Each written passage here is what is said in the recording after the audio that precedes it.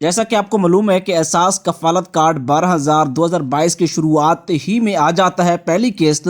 کیونکہ حالات اس طرح کے ہیں کہ جیسے ہی قسط آتی ہے تو لوگ کہتے ہیں کہ ہمیں فوراً سے پیسے مل جائیں تاکہ ہم اپنی جو ہے ضرورت اس کو لگا سکیں۔ تو میں آپ کو بتانا یہ چاہوں گا کہ احساس کفالت کارڈ کی جو پہلی قسط ہے 2022 کی، کچھ لوگوں کی ان کے اکاؤنٹس میں منتقل ہو چکی ہے۔ ان کو پہلے میں نے بینکس کے نمبر بتائے ہوئے ہیں، اپنے متعلقہ بینک میں رابطہ کریں، جیسا کہ پنجاب، بلوچستان اور سندھ کے لوگ جو ہیں HBL کنیکٹ کے سے رابطہ کریں گے، اور ادھر سے خیبر پختونخوا اور گلگت بلتستان کے لوگ جو ہے بینک الفلاح سے رابطہ کریں گے، کیونکہ